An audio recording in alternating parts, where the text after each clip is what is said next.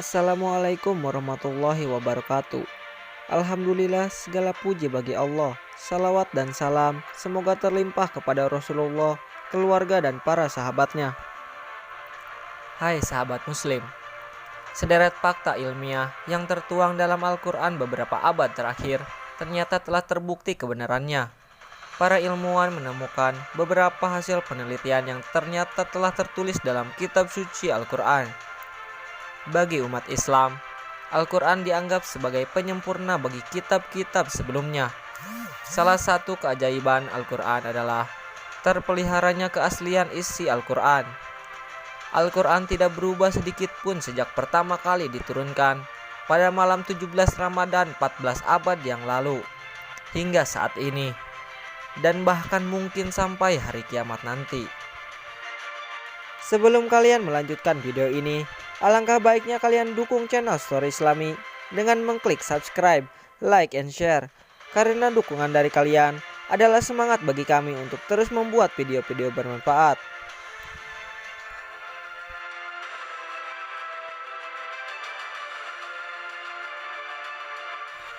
Beberapa ilmuwan menemukan fakta yang mencengangkan yang ternyata telah terbukti dalam Al-Quran yang datang sebelum penelitian diadakan. Berikut 6 ayat Al-Quran yang terbukti secara ilmiah. Pertama, sungai di bawah laut. Definisi sungai sendiri adalah aliran air yang besar, memanjang, kemudian mengalir secara terus-menerus dari hulu sumber menuju hilir muara. Namun, melihat penelitian yang baru saja dilakukan oleh ilmuwan, pakar peneliti dunia bawah laut asal Meksiko, sepertinya sungai perlu didefinisikan ulang. Penelitian yang ia tekuni menemukan bahwa terdapat sungai di dalam lautan. Jadi, akan ada bagian dari lautan yang mempertemukan antara air tawar dan air asin. Sungai bawah laut tersebut terjadi karena terdapat perbedaan tekanan lapisan air. Hal inilah yang telah disampaikan Al-Quran lewat surat Ar-Rahman ayat 19-20 dan surat Al-Furqan ayat 53 yang artinya, Dia membiarkan dua lautan mengalir, yang keduanya kemudian bertemu. Antara keduanya ada batas yang tidak dilampaui masing-masing. Dan Dialah yang membiarkan dua laut mengalir berdampingan, yang ini tawar lagi segar, dan yang lain masin lagi pahit. Dan Dia jadikan antara keduanya dinding dan batas yang menghalangi. Kedua, jasad Fir'aun yang masih utuh. Fir'aun merupakan gelar yang digunakan untuk para penguasa, pemimpin, keagamaan dan pemimpin politik pada Mesir kuno. Pada tahun 1975, Presiden Perancis menawarkan kepada kerajaan Mesir bantuan untuk meneliti, mempelajari, dan menganalisis mumi Fir'aun, Ramses II, yang sangat terkenal. Ramses II diceritakan mati tenggelam dalam Laut Merah ketika mengejar Nabi Musa dan pengikutnya. Penelitian ini berhasil menemukan fakta bahwa terdapat sisa-sisa garam yang masih melekat pada jasad mumi tersebut, sebagai bukti besar bahwa Fir'aun mati akibat tenggelam di dalam lautan. Selain itu, diketahui juga perihal jasad yang dikeluarkan dari laut, dirawat, dan dijadikan mumi hingga dapat awet hingga sekarang.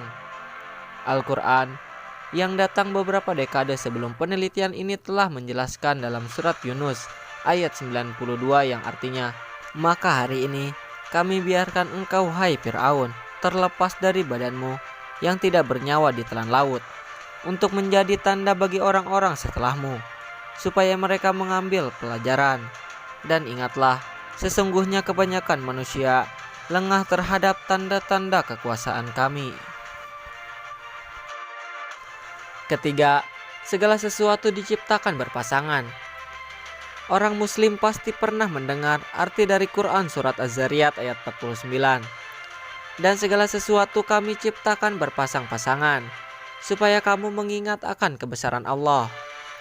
Menurut ayat ini, Allah telah menciptakan segala sesuatunya secara berpasangan, termasuk berbagai partikel yang ada di bumi. Seorang ilmuwan asal Inggris, Paul Dirac, berhasil melakukan penelitian yang membuktikan bahwa materi diciptakan secara berpasangan. Terdapat proton dan neutron dalam elektron. Penemuannya dinamakan Peretz. Dia memperoleh Nobel di bidang fisika pada tahun 1933 karena penemuannya itu. Keempat, segala sesuatu yang hidup berasal dari air. Air adalah salah satu komponen pembentuk kehidupan. Apabila ada cadangan air di suatu tempat, dipastikan ada kehidupan di dalamnya. Kemudian ternyata benar bahwa segala yang bernyawa, termasuk tumbuhan bersel satu, pasti mengandung air dan juga membutuhkan air. Keberadaan air adalah satu indikasi adanya kehidupan. Tanpa air, mustahil ada kehidupan. Surat Al-Anbiya menjelaskannya di ayat 30. Dan dari air kami jadikan segala sesuatu yang hidup. Kelima, pertemuan dua jenis air laut yang berbeda. Hal ini sudah dijelaskan dalam Al-Quran. Dia membiarkan dua lautan mengalir yang keduanya kemudian bertemu. Antara keduanya ada batas yang tidak dilampaui masing-masing. Quran, Surat Ar-Rahman ayat 19-20. Dan dialah yang membiarkan dua laut yang mengalir berdampingan. Yang ini tawar lagi segar, dan yang lain asin lagi pahit. Dan dia jadikan antara keduanya dinding dan batas yang menghalangi. Quran, Surat Al-Furqan ayat 53. Keenam, fungsi gunung. Dan telah kami jadikan di bumi ini gunung-gunung yang kokoh, supaya bumi itu tidak goncang bersama mereka. Quran, Surat Al-Anbiya ayat 31. Sebagaimana dalam ayat Al-Quran, sungguh Allah yang Maha Kuasa telah menjelaskan kepada kita bahwa sebenar-benarnya Dia menciptakan gunung-gunung yang kokoh adalah untuk menahan bumi daripada goncangan, yang dalam hal ini bisa kita artikan sebagai salah satu peristiwa alam seperti gempa. Padahal hal ini baru bisa terbukti pada masa geologi modern dengan alat-alat yang canggih. Menurut penelitian, gunung terbentuk dari adanya hasil pergerakan dan tumpukan antara lempeng-lempeng raksasa pembentuk kerak bumi. Ketika dua lempengan saling bertumpukan, maka lempeng yang paling kuat akan menyelip di bawah lempeng yang lemah, hingga kemudian terbentuk dataran tinggi berupa gunung dari lipatannya. Sementara pada lapisan bawah akan terbentuk bagian yang menghujam ke dalam dan sangat besar. Struktur ini kemudian digambarkan sebagai pasak di dalam Al-Quran.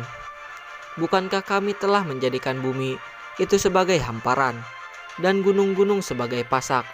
Quran, Surat An-Naba ayat 6-7. Yang mana di kemudian hari diketahui bahwa gunung dan pasaknya ialah yang menahan lempengan-lempengan bumi di bagian titik-titik pertemuannya. Dengan begitu, bumi akan tercegah dari goncangan dan tidak akan terombang-ambing karena oleh magma yang berada di lapisan paling bawahnya.